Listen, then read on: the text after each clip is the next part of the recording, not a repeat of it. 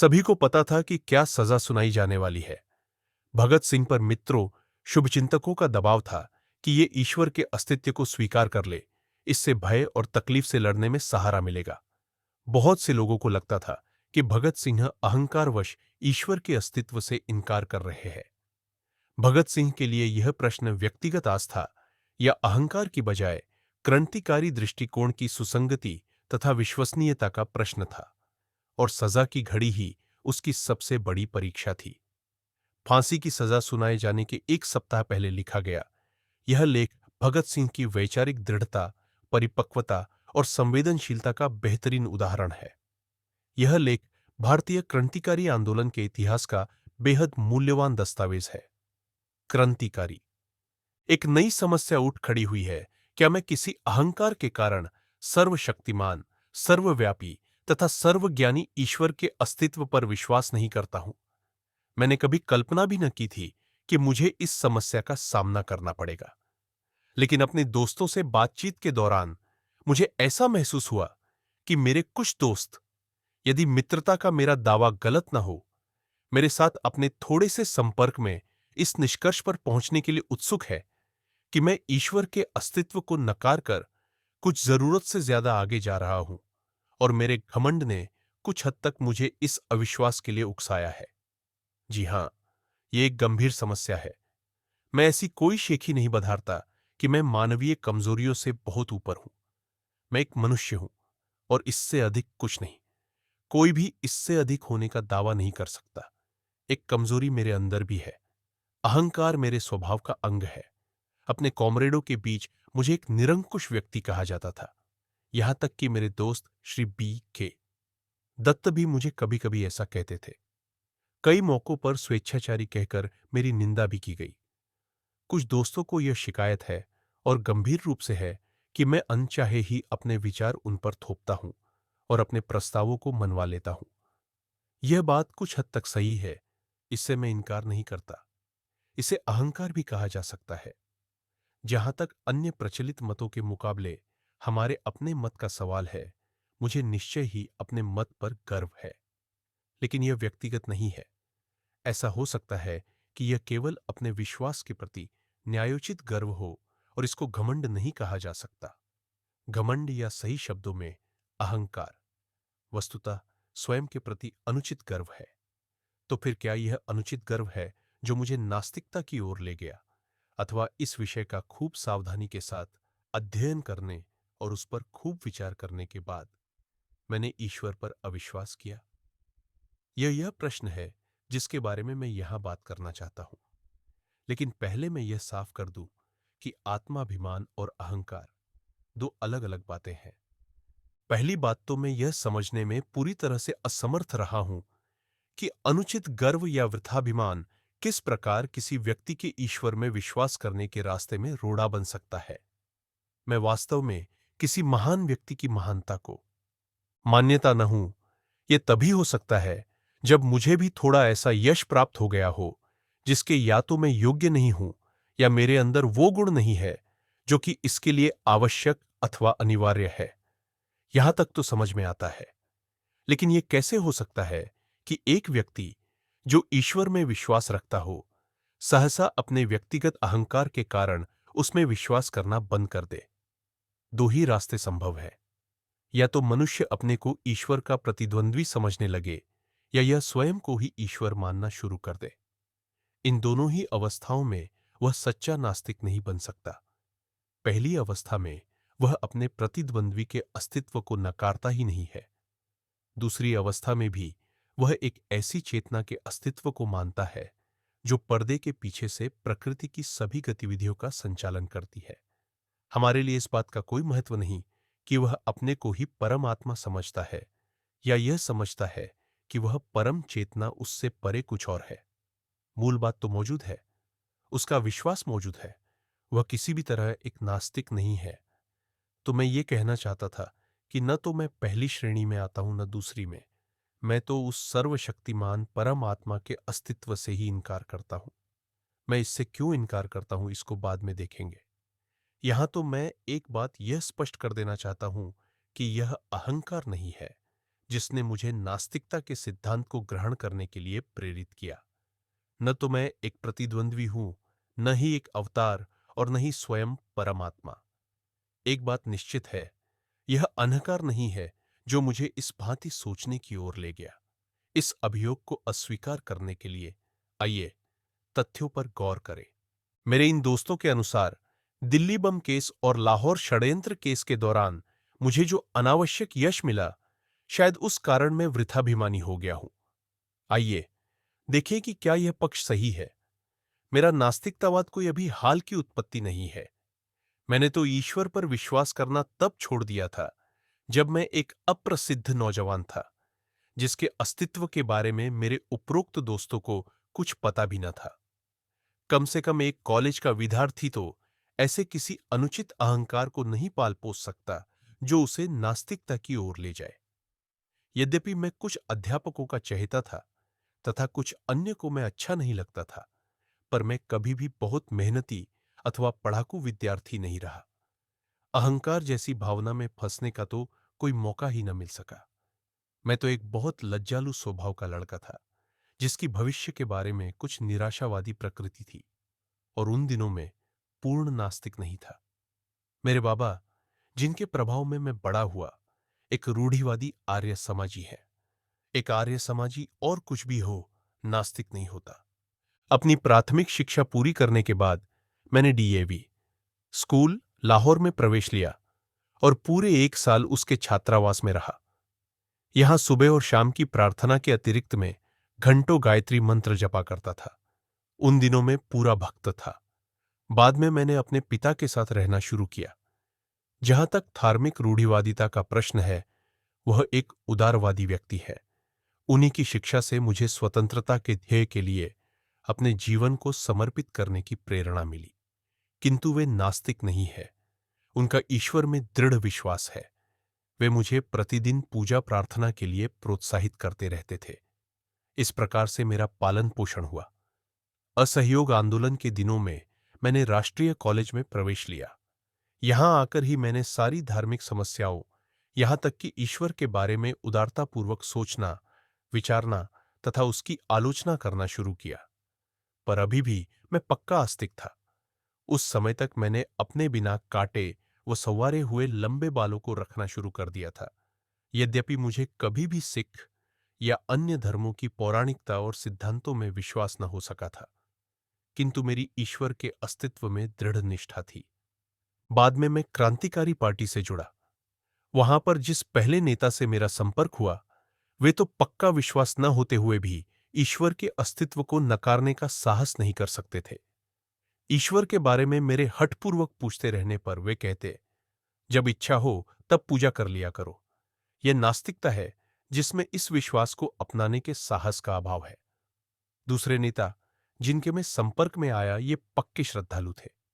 उनका नाम बता दूं, आदरणीय कॉमरेड शचीन्द्रनाथ सान्याल, जो कि आजकल काकोरी षड्यंत्र केस के सिलसिले में आजीवन कारावास भोग रहे हैं। उनकी अकेली प्रसिद्ध पुस्तक बंदी जीवन के पहले पेज से ही ईश्वर की महिमा का जोर शोर से गान है। उस सुंदर पुस्तक के दूसरे भाग के अंतिम पेज में उन्होंने ईश्वर के ऊपर प्रशंसा के जो रहस्यमयात्मक वेदांत के कारण पुष्य बरसाए है, वे उनके विचारों का अजीबोगरीब हिस्सा है। 28 जनवरी 1925 को पूरे भारत में जो दी रिवॉल्यूशनरी क्रांतिकारी पर्चा बांटा गया था, वह अभियोग पक्ष की कहानी के अनुसार उन्हीं के बौद्धिक श्रम का परिणाम है।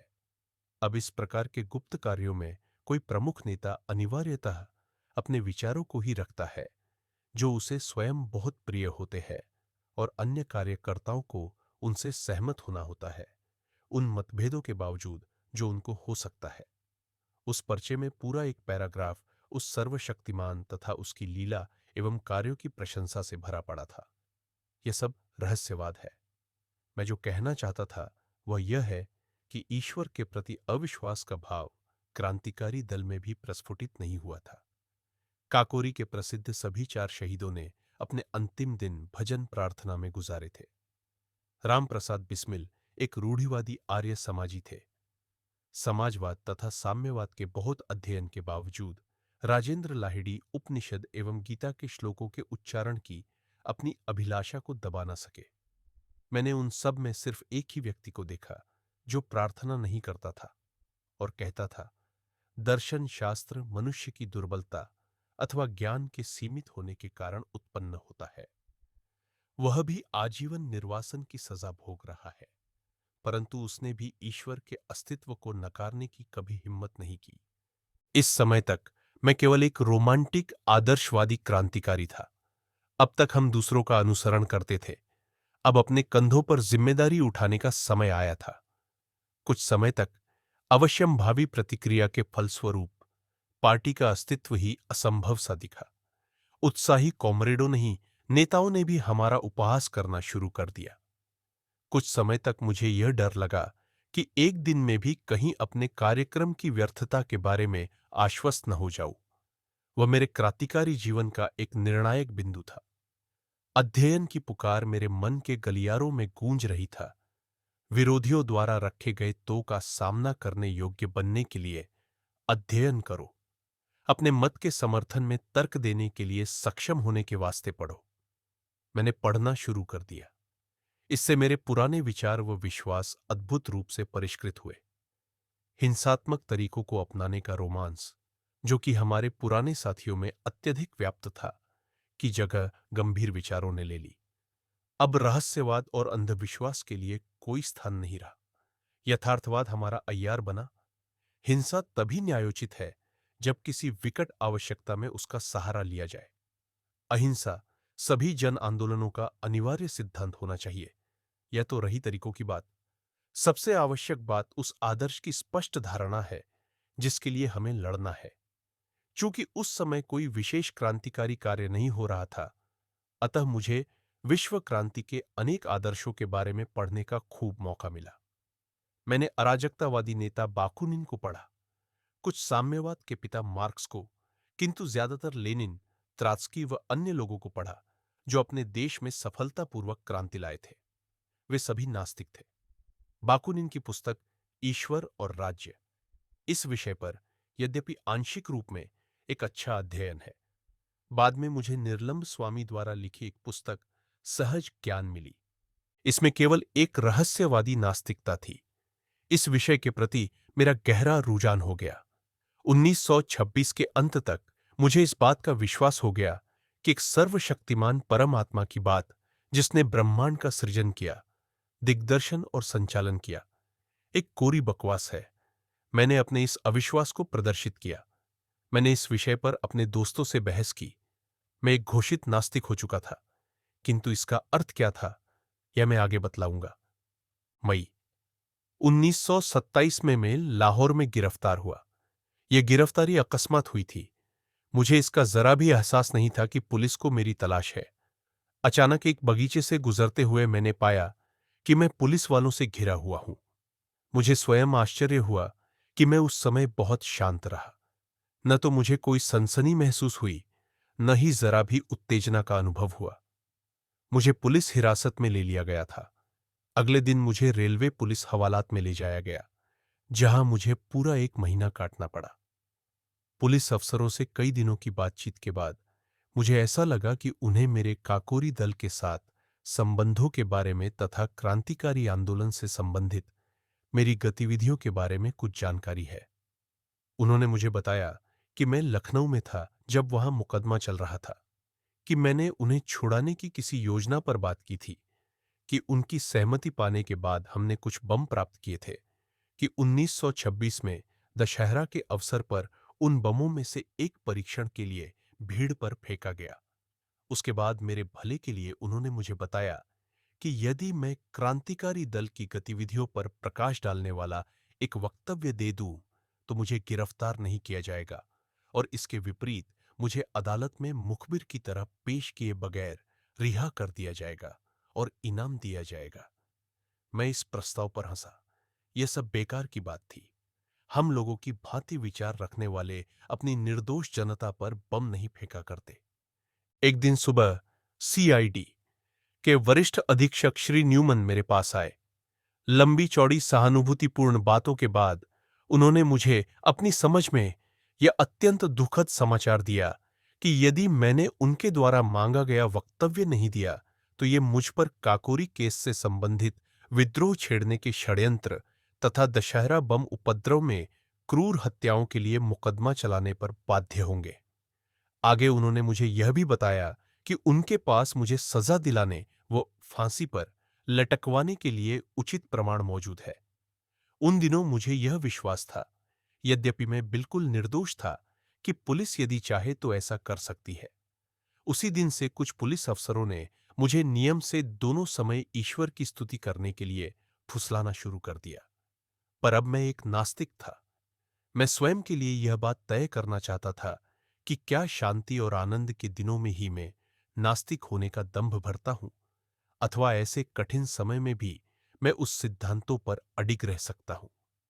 बहुत सोचने के बाद मैंने यह निश्चय किया कि किसी भी तरह ईश्वर पर विश्वास तथा प्रार्थना मैं नहीं कर सकता। न ही मैंने एक क्षण के लिए भी अरदास की।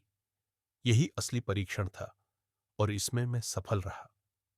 एक क्षण को भी अन्य बातों की कीमत पर अपनी गर्दन बचाने की मेरी इच्छा नहीं हुई। अब मैं पक्का नास्तिक था और तब से लगातार हूं। इस परीक्षण पर खरा उतरना आसान काम न था। विश्वास कष्टों को हल्का कर देता है, यहां तक कि उन्हें सुखकर बना सकता है। उसके बिना मनुष्य को स्वयं अपने ऊपर निर्भर होना पड़ता है। तूफान और झंझावत के बीच अपने पांवों पर खड़ा रहना कोई बच्चों का खेल नहीं है।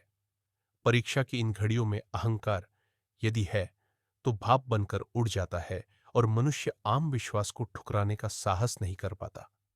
पर यदि करता है तो उससे यह निष्कर्ष निकलता है कि उसके पास सिर्फ अहंकार नहीं, वरन कोई अन्य शक्ति है।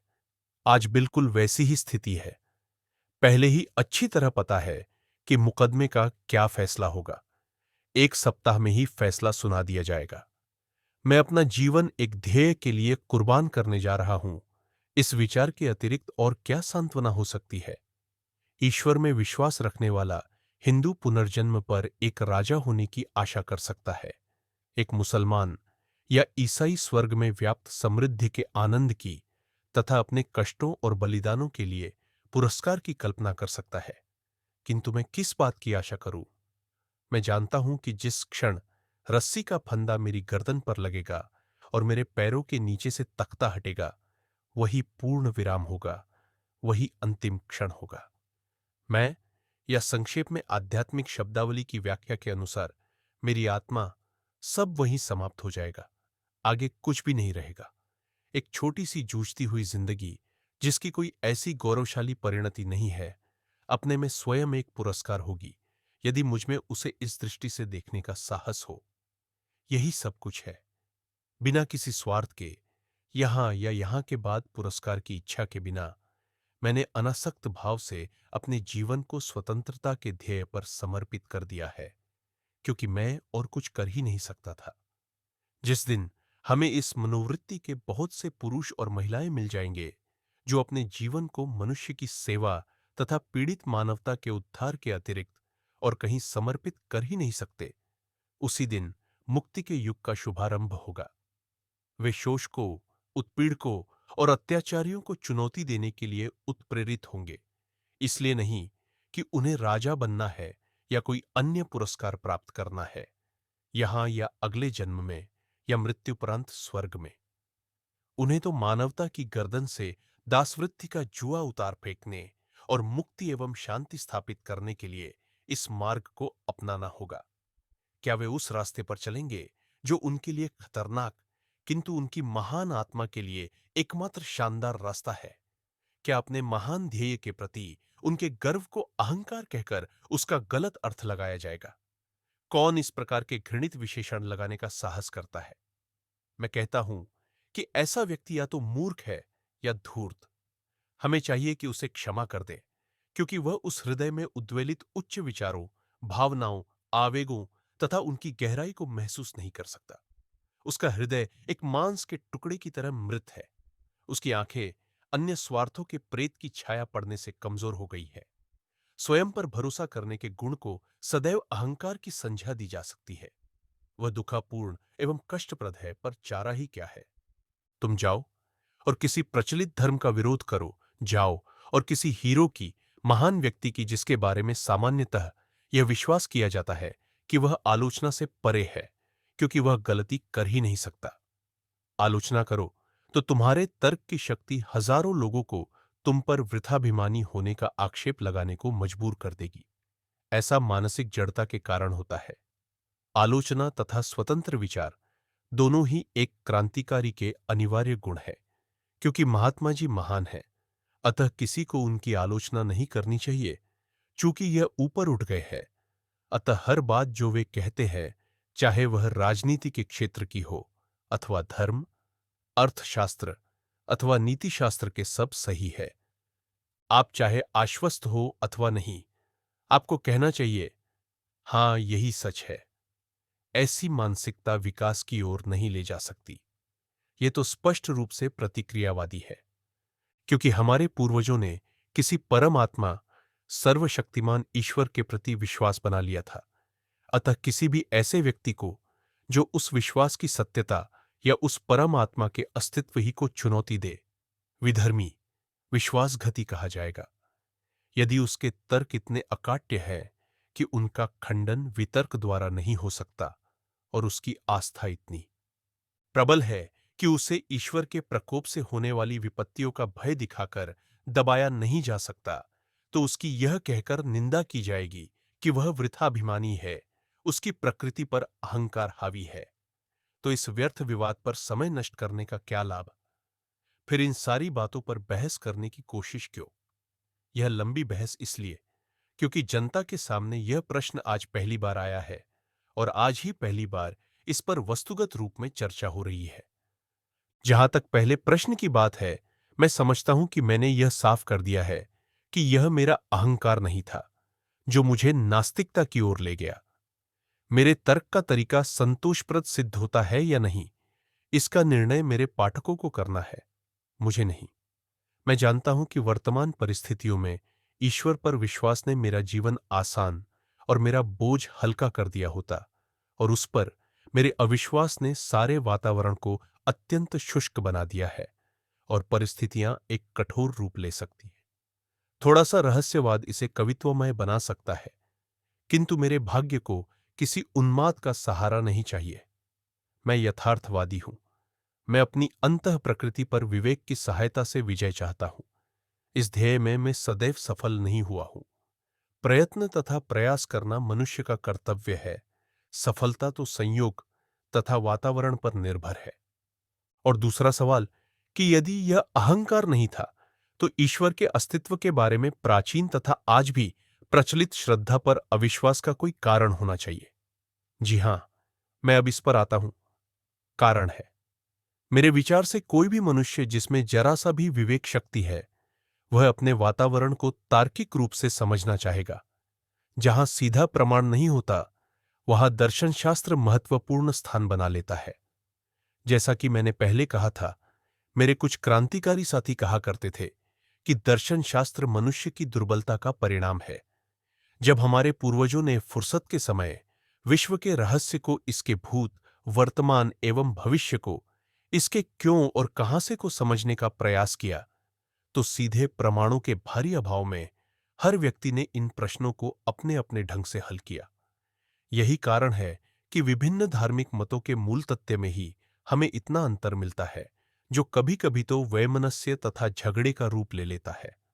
न केवल पूर्व और पश्चिम के दर्शनों में मतभेद है, बल्कि प्रत्येक गोलार्ध के विभिन्न मतों में आपस में अंतर है। एशियाई धर्मों में, इस्लाम तथा हिंदू धर्मों में जरा भी एकरूपता नहीं है। भारत में ही बौद्ध तथा जैन धर्म उस ब्राह्मणवाद से बहुत अलग है, जिसमें स्वयं आर्य समाज व सनातन धर्म जैसे विरोधी मत पाए जाते हैं। पुराने समय का एक अन्य स्वतंत्र विचारक चारवाक है। उसने ईश्वर को पुराने समय में ही चुनौती दी थी। यह सभी मत एक दूसरे के मूलभूत प्रश्नों पर मतभेद रखते हैं, और हर व्यक्ति अपने को सही समझता है। यही तो दुर्भाग्य की बात है। बजाय इसके कि हम पुराने विद्वानों एवं विचारकों के अनुभवों तथा विचारों को भविष्य में अज्ञानता के विरुद्ध लड़ाई का आधार बनाए और इस रहस्यमय प्रश्न को हल करने की कोशिश करें, हम आलसियों की तरह, जो कि हम सिद्ध हो चुके हैं, विश्वास की उनके कथन में अविचल एवं संशयहीन विश्वास की चीख पुकार मचाते रहते हैं। इस प्रकार मानवता के विकास को जड़ बनाने के अपराधी है। प्रत्येक मनुष्य को जो विकास के लिए खड़ा है, रूढ़िगत विश्वासों के हर पहलू की आलोचना तथा उन पर अविश्वास करना होगा और उनको चुनौती देनी होगी। प्रत्येक प्रचलित मत की हर बात को हर कोने से तर्क की कसौटी पर कसना होगा। यदि काफी तर्क के बाद भी वह किसी सिद्धांत या दर्शन के प्रति प्रेरित होता है, तो उसके विश्वास का स्वागत है। उसका तर्क असत्य, भ्रमित या छलावा और कभी-कभी मिथ्या हो सकता है, लेकिन उसको सुधारा जा सकता है क्योंकि विवेक उसके जीवन का दिशा सूचक है। लेकिन निरा विश्वास और अंधविश्वास खतरनाक है। यह मस्तिष्क को मूढ़ और मनुष्य को प्रतिक्रियावादी बना देता है। जो मनुष्य यथार्थवादी होने का दावा करता है, उसे समस्त प्राचीन विश्वासों को चुनौती देनी होगी। यदि वे तर्क का प्रहार न सह सके, तो टुकड़े टुकड़े होकर गिर पड़ेंगे। तब उस व्यक्ति का पहला काम होगा तमाम पुराने विश्वासों को धराशायी करके नए दर्शन की स्थापना के लिए जगह साफ करना। यह तो नकारात्मक पक्ष हुआ। इसके बाद सही कार्य शुरू होगा, जिसमें पुनर्निर्माण के लिए पुराने विश्वासों की कुछ बातों का प्रयोग किया जा सकता है। जहां तक मेरा संबंध है, मैं शुरू से ही मानता हूं कि इस दिशा में मैं अभी कोई विशेष अध्ययन नहीं कर पाया हूं। एशियाई दर्शन को पढ़ने की मेरी बड़ी लालसा थी, पर ऐसा करने का मुझे कोई संयोग या अवसर नहीं मिला। लेकिन जहां तक इस विवाद के नकारात्मक पक्ष की बात है, मैं प्राचीन विश्वासों के ठोसपन पर प्रश्न उठाने के संबंध में आश्वस्त हूं। मुझे पूरा विश्वास है कि एक चेतन परम आत्मा का, जो कि प्रकृति की गति का दिग्दर्शन एवं संचालन करती है, कोई अस्तित्व नहीं है। हम प्रकृति में विश्वास करते हैं और समस्त प्रगति का ध्येय मनुष्य द्वारा अपनी सेवा के लिए प्रकृति पर विजय पाना है। इसको दिशा देने के लिए पीछे कोई चेतन शक्ति नहीं है। यही हमारा दर्शन है। जहां तक नकारात्मक पहलू की बात है, हम आस्तिकों से कुछ प्रश्न करना चाहते हैं। आई यदि, जैसा कि आपका विश्वास है, एक सर्वशक्तिमान, सर्वव्यापक एवं सर्वज्ञानी ईश्वर है, जिसने कि पृथ्वी या विश्व की रचना की, तो कृपा करके मुझे यह बताएं कि उसने यह रचना क्यों की। कष्टों और आफतों से भरी इस दुनिया में असंख्य दुखों के शाश्वत और अनंत गठबंधनों से ग्रसित एक भी प्राणी पूरी तरह सुखी नहीं। कृपया यह न कहें कि यही उसका नियम है।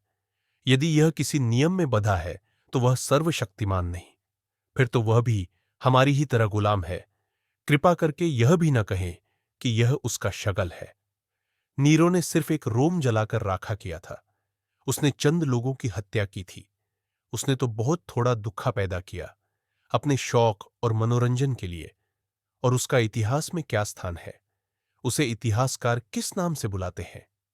सभी विषैले विशेषण उस पर बरसाए जाते हैं। जालिम, निर्दयी, शैतान जैसे शब्दों से नीरो की भर्त्सना में पृष्ठ के पृष्ठ रंगे पड़े हैं। एक चंगेज खां ने अपने आनंद के लिए कुछ हजार जानें ले ली, और आज हम उसके नाम से घृणा करते हैं। तब फिर तुम उस सर्वशक्तिमान अनंत नीरो को, जो हर दिन, हर घंटे और हर मिनट असंख्य दुख देता रहा है और अभी भी दे रहा है, किस तरह न्यायोचित ठहराते हो? फिर तुम उसके उन दुष्कर्मों की हिमायत कैसे करोगे, जो हर पल चंगेज के दुष्कर्मों को भी मात दिए जा रहे हैं? मैं पूछता हूं कि उसने यह दुनिया बनाई ही क्यों थी? ऐसी दुनिया जो सचमुच का नर्क है, अनंत और गहन वेदना का घर है।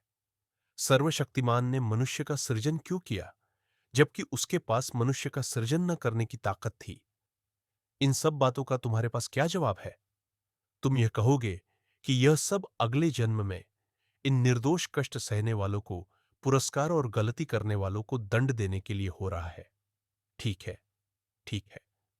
तुम कब तक उस व्यक्ति को उचित ठहराते रहोगे, जो हमारे शरीर को जख्मी करने का साहस इसलिए करता है कि बाद में इस पर बहुत कोमल तथा आरामदायक मलहम लगाएगा? ग्लैडिएटर संस्था के व्यवस्थापकों तथा सहायकों का यह काम कहां तक उचित था कि एक भूखे खूंखार शेर के सामने मनुष्य को फेंक दो कि यदि वह उस जंगली जानवर से बचकर अपनी जान बचा लेता है, तो उसकी खूब देखभाल की जाएगी।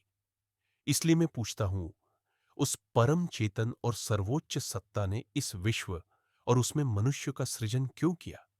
आनंद लूटने के लिए। तब उसमें और नीरों में क्या फर्क है? मुसलमानों और ईसाइयों।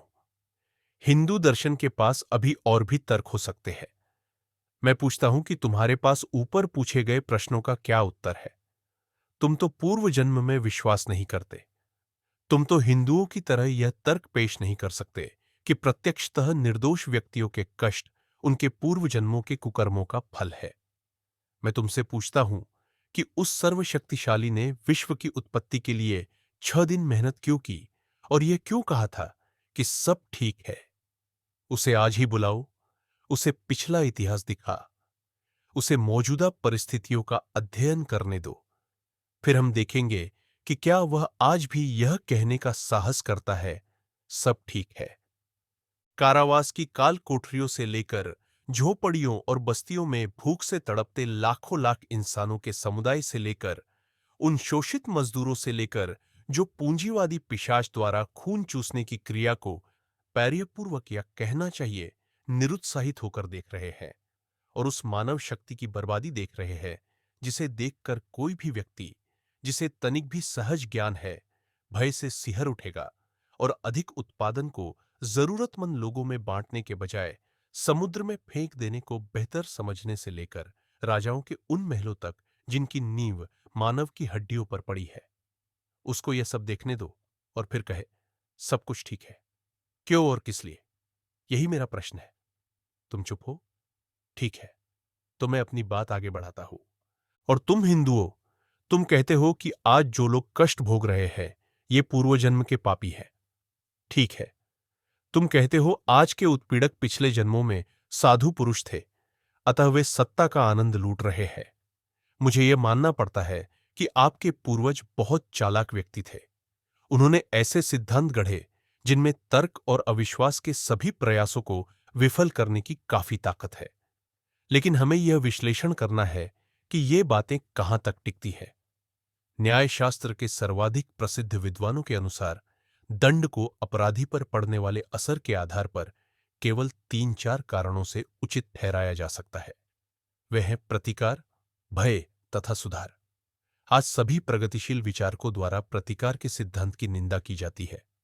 भयभीत करने के सिद्धांत का भी अंत वही है। केवल सुधार करने का सिद्धांत ही आवश्यक है और मानवता की प्रगति का अटूट अंग है। इसका उद्देश्य अपराधी को एक अत्यंत योग्य तथा शांतिप्रिय नागरिक के रूप में समाज को लौटाना है। लेकिन यदि हम यह बात मान भी ले कि कुछ मनुष्यों ने पूर्व जन्म में पाप किए हैं, तो ईश्वर द्वारा उन्हें दिए गए दंड की प्रकृति क्या है?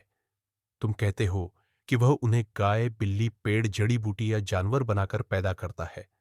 तुम ऐसे 84 लाख दंडों को गिनाते हो। मैं पूछता हूं कि मनुष्य पर सुधारक के रूप में इनका क्या असर है? तुम ऐसे कितने व्यक्तियों से मिले हो जो यह कहते हैं कि ये किसी पाप के कारण पूर्व जन्म में गदहा के रूप में पैदा हुए थे? एक भी नहीं। अपने पुराणों से उदाहरण मत दो। मेरे पास तुम्हारी पौराणिक कथाओं के लिए कोई स्थान नहीं है। और फिर क्या तुम्हें पता है कि दुनिया में सबसे बड़ा पाप गरीब होना है? गरीबी एक अभिशाप है, वह एक दंड है। मैं पूछता हूं कि अपराध विज्ञान, न्यायशास्त्र या विधिशास्त्र के एक ऐसे विद्वान की आप कहां तक प्रशंसा करेंगे जो किसी ऐसी दंड प्रक्रिया की व्यवस्था करे जो कि अनिवार्यतः मनुष्य को और अधिक अपराध करने को बाध्य करे? क्या तुम्हारे ईश्वर ने यह नहीं सोचा था? या उसको भी ये सारी बातें मानवता द्वारा अकथनीय कष्टों के झेलने की कीमत पर अनुभव से सीखनी थी? तुम क्या सोचते हो? किसी गरीब तथा अनपढ़ परिवार जैसे एक चमार या मेहतर के यहां पैदा होने पर इंसान का भाग्य क्या होगा? चूंकि वह गरीब है, इसलिए पढ़ाई नहीं कर सकता। यह अपने उन साथियों से तिरस्कृत और त्यक्त रहता है जो ऊंची जाति में पैदा होने की वजह से अपने को उससे ऊंचा समझते हैं। उसका अज्ञान, उसकी गरीबी तथा उससे किया गया व्यवहार उसके हृदय को समाज के प्रति निष्ठुर बना देते हैं। मान लो यदि वह कोई पाप करता है तो उसका फल कौन भोगेगा? ईश्वर, वह स्वयं या समाज के मनीषी? और उन लोगों के दंड के बारे में तुम क्या कहोगे जिन्हें दंभी और घमंडी ब्राह्मणों ने जानबूझकर अज्ञानी बनाए रखा? तथा जिन्हें तुम्हारी ज्ञान की पवित्र पुस्तकों, वेदों के कुछ वाक्य सुन लेने के कारण कान में पिघले शीशे की धारा को सहने की सजा भुगतनी पड़ती थी। यदि ये कोई अपराध करते हैं तो उसके लिए कौन जिम्मेदार होगा और उसका प्रहार कौन सहेगा? मेरे प्रिय दोस्तों, ये सारे सिद्धांत विशेषाधिकार युक्त लोगों के आविष्कार है। ये अपनी हथियाई हुई शक्ति, पूंजी तथा उच्चता को इन सिद्धांतों के आधार पर सही ठहराते हैं। जी हां, शायद यह अपटन सिंक्लेयर ही था जिसने किसी जगह लिखा था कि मनुष्य को बस आत्मा की अमरता में विश्वास दिला दो और उसके बाद उसका सारा धन व संपत्ति लूट लो। यह बगैर बड़बड़ाए इस कार्य में तुम्हारी सहायता करेगा। धर्म के उपदेशकों तथा सत्ता के स्वामियों के गठबंधन से ही जेल, फांसी घर, कोड़े और ये सिद्धांत उपजते हैं। मैं पूछता हूं कि तुम्हारा सर्वशक्तिशाली ईश्वर हर व्यक्ति को उस समय क्यों नहीं रोकता है जब यह कोई पाप या अपराध कर रहा होता है? ये तो यह बहुत आसानी से कर सकता है। उसने क्यों नहीं लड़ाकू राजाओं को या उनके अंदर लड़ने के उन्माद को समाप्त किया और इस प्रकार विश्व युद्ध द्वारा मानवता पर पड़ने वाली विपत्तियों से उसे क्यों नहीं बचाया? उसने अंग्रेजों के मस्तिष्क में भारत को मुक्त कर देने हेतु भावना क्यों नहीं पैदा की? वह क्यों नहीं पूंजीपतियों के हृदय में यह परोपकारी उत्साह भर देता कि वे उत्पादन के साधनों पर व्यक्तिगत संपत्ति का अपना अधिकार त्याग दे और इस प्रकार न केवल संपूर्ण श्रमिक समुदाय वरन समस्त मानव समाज को पूंजीवाद की बेड़ियों से मुक्त करे? आप समाजवाद की व्यावहारिकता पर तर्क करना चाहते हैं। मैं इसे आपके सर्वशक्तिमान पर छोड़ देता हूं कि वह इसे लागू करे। जहां तक जनसामान्य की भलाई की बात है, लोग समाजवाद के गुणों को मानते हैं, पर वह इसके व्यावहारिक न होने का बहाना लेकर इसका विरोध करते हैं। चलो, आपका परमात्मा आए और यह हर चीज को सही तरीके से कर दे। अब घुमा फिराकर तर्क करने का प्रयास न करें, वह बेकार की बातें हैं। मैं आपको यह बता दूं कि अंग्रेजों की हुकूमत यहां इसलिए नहीं है कि ईश्वर चाहता है, बल्कि इसलिए कि उनके पास ताकत है और हम में उनका विरोध करने की हिम्मत नहीं। वे हमें अपने प्रभुत्व में ईश्वर की सहायता से नहीं रखे हुए हैं, बल्कि बंदूकों, राइफलों, बम और गोलियों, पुलिस और सेना के सहारे रखे हुए हैं। यह हमारी ही उदासीनता है कि वे समाज के विरुद्ध सबसे निंदनीय अपराध, एक राष्ट्र का दूसरे राष्ट्र द्वारा अत्याचारपूर्ण शोषण, सफलतापूर्वक कर रहे हैं। कहाँ है ईश्वर? वह क्या कर रहा है? क्या वह मनुष्य जाति के इन कष्टों का मजा ले रहा है? वह नीरो है, चंगेज है, तो उसका नाश हो। क्या तुम मुझसे पूछते हो कि मैं इस विश्व की उत्पत्ति और मानव की उत्पत्ति की व्याख्या कैसे करता हूं? ठीक है, मैं तुम्हें बतलाता हूं। चार्ल्स डार्विन ने इस विषय पर कुछ प्रकाश डालने की कोशिश की है। उसको पढ़ो। सोहन स्वामी की सहज ज्ञान पढ़ो। तुम्हें इस सवाल का कुछ सीमा तक उत्तर मिल जाएगा। यह विश्व सृष्टि एक प्राकृतिक घटना है। विभिन्न पदार्थों के निहारिका के आकार में आकस्मिक मिश्रण से पृथ्वी बनी। कब? इतिहास देखो। इसी प्रकार की घटना से जंतु पैदा हुए और एक लंबे दौर के बाद मानव। डार्विन की जीव की उत्पत्ति पढ़ो और तदुपरांत सारा विकास मनुष्य द्वारा प्रकृति से लगातार संघर्ष और उस पर विजय पाने की चेष्टा से हुआ। यह इस घटना की संभवतः सबसे संक्षिप्त व्याख्या है। तुम्हारा दूसरा तर्क यह हो सकता है कि क्यों एक बच्चा अन्य या लंगड़ा पैदा होता है? यदि यह उसके पूर्व जन्म में किए कार्यों का फल नहीं है तो? जीव विज्ञान वेत्ताओं ने इस समस्या का वैज्ञानिक समाधान निकाला है। उनके अनुसार इसका सारा दायित्व माता पिता के कंधों पर है, जो अपने उन कार्यों के प्रति लापरवाह अथवा अनभिज्ञ रहते हैं जो बच्चे के जन्म के पूर्व ही उसे विकलांग बना देते हैं।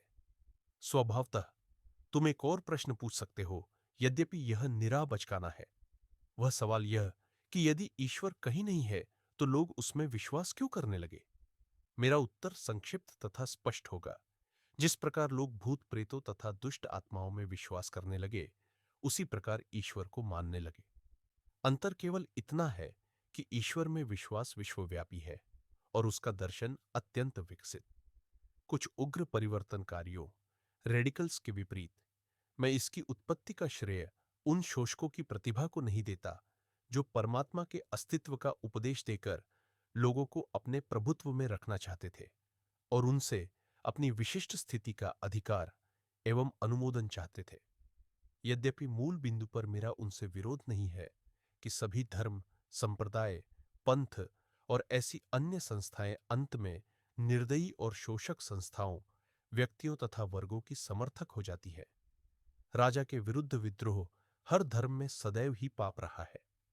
ईश्वर की उत्पत्ति के बारे में मेरा अपना विचार यह है कि मनुष्य ने अपनी सीमाओं, दुर्बलताओं व कमियों को समझने के बाद परीक्षा की घड़ियों का बहादुरी से सामना करने, स्वयं को उत्साहित करने, सभी खतरों को मर्दानगी के साथ झेलने तथा संपन्नता एवं ऐश्वर्य में उसके विस्फोट को बांधने के लिए ईश्वर के काल्पनिक अस्तित्व की रचना की। अपने व्यक्तिगत नियमों और अभिभावकीय उदारता से पूर्ण ईश्वर की बड़ा चढ़ाकर कल्पना एवं चित्रण किया गया। जब उसकी उग्रता तथा व्यक्तिगत नियमों की चर्चा होती है तो उसका उपयोग एक डराने वाले के रूप में किया जाता है ताकि मनुष्य समाज के लिए एक खतरा न बन जाए।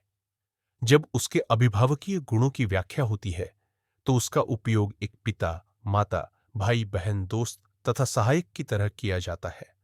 इस प्रकार जब मनुष्य अपने सभी दोस्तों के विश्वासघात और उनके द्वारा त्याग देने से अत्यंत दुखी हो तो उसे इस विचार से सांत्वना मिल सकती है कि एक सच्चा दोस्त उसकी सहायता करने को है, उसे सहारा देगा, जो कि सर्वशक्तिमान है और कुछ भी कर सकता है। वास्तव में आदिम काल में यह समाज के लिए उपयोगी था। विपदा में पड़े मनुष्य के लिए ईश्वर की कल्पना सहायक होती है। समाज को इस ईश्वरीय विश्वास के विरुद्ध उसी तरह लड़ना होगा जैसे कि मूर्ति पूजा तथा धर्म संबंधी क्षुद्र विचारों के विरुद्ध लड़ना पड़ा था। इसी प्रकार मनुष्य जब अपने पैरों पर खड़ा होने का प्रयास करने लगे और यथार्थवादी बन जाए तो उसे ईश्वरीय श्रद्धा को एक ओर फेंक देना चाहिए और उन सभी कष्टों, परेशानियों का पौरुष के साथ सामना करना चाहिए जिसमें परिस्थितियां उसे पलट सकती है। मेरी स्थिति आज यही है। यह मेरा अहंकार नहीं है। मेरे दोस्तों, ये मेरे सोचने का ही तरीका है जिसने मुझे नास्तिक बनाया है। मैं नहीं जानता कि ईश्वर में विश्वास और रोज बरोज की प्रार्थना, जिसे मैं मनुष्य का सबसे अधिक स्वार्थी और गिरा हुआ काम मानता हूं, मेरे लिए सहायक सिद्ध होगी या मेरी स्थिति को और चौपट कर देगी। मैंने उन नास्तिकों के बारे में पढ़ा है जिन्होंने सभी विपदाओं का बहादुरी से सामना किया। अतः मैं भी एक मर्द की तरह फांसी के फंदे की अंतिम घड़ी तक सिर ऊंचा किए खड़ा रहना चाहता हूं। देखना है कि मैं इस पर कितना खरा उतर पाता हूं। मेरे एक दोस्त ने मुझे प्रार्थना करने को कहा। जब मैंने उसे अपने नास्तिक होने की बात बतलाई तो उसने कहा, देख लेना, अपने अंतिम दिनों में तुम ईश्वर को मानने लगोगे। मैंने कहा, नहीं प्रिय महोदय, ऐसा नहीं होगा। ऐसा करना मेरे लिए अपमानजनक तथा पराजय की बात होगी। स्वार्थ के लिए मैं प्रार्थना नहीं करूंगा। पाठकों और दोस्तों, क्या यह अहंकार है? अगर है तो मैं इसे स्वीकार करता हूं।